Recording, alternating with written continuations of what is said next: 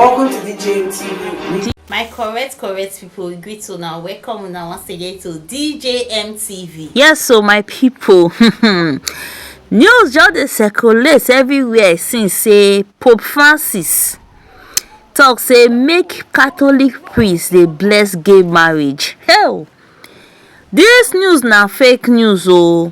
Bloggers just dey find wetin dem wan take chop. They just dey find wetin dem wan take trend. They just dey find wetin dem wan take drag Catholic Church again. My people, this news is not the real news. No be so e take talk am.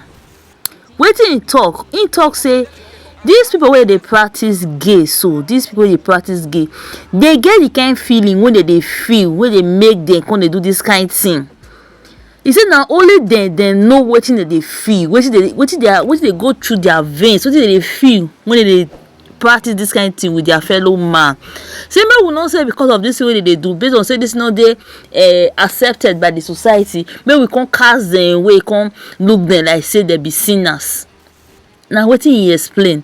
He say if any person wey be gay get to meet with Catholic priests or any faithful, make dem bless them. He not say if they come as couple, make dem bless them. Say don't cast them out, bless them, draw them closer.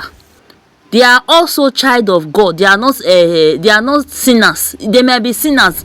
They might not be saints. Na so e take explain the whole thing. Anyway, my people, I go read una this write up now. Make una listen to the way be say Pope take talk this thing. This one wey be say bloggers don dey change the narrative, don dey turn am to another thing. Make una listen to this write up now. Make una hear how Pope take arrange this thing, how he take talk this thing. Because bloggers nowadays, na wetin they want to chop dem dey find. They no dey even dey talk the main story. They go just leave the main narrative, begin dey talk the one wey their mind carry. Make una listen. Your Grace, as you represent the Holy Father, what could you say about Pope's position on the trending news about him granting blessings to gay marriages and some other things? Pope Francis has not authorized anybody to bless gay marriages.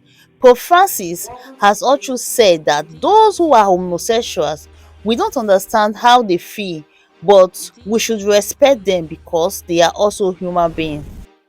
But when a gay person does sexual acts with another gay person, it is a sin, as it applies to unmarried persons who engage in sexual activities without marriage in the Catholic Church. For the Pope, every human being is a child of God, whether a saint or a sinner. If it happens that an individual who is said to be a gay approaches a priest for blessings, he should not be dismissed because such a person is a child of God and deserves blessings. But if two women or men approach saying, please bless our union, that the church cannot bless because marriage is between woman and man or man and woman. In the Bible, it is said from the beginning, God created them man and woman. God also told them, increase and multiply. If, for example, in a home of 400 people, 200 men and 200 women, if they are paired, man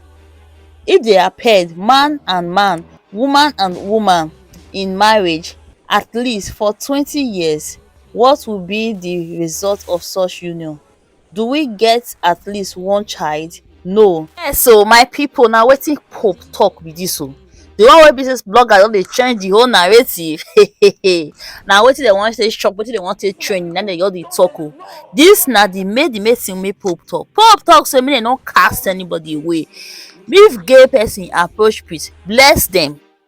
Don't bless them as couple.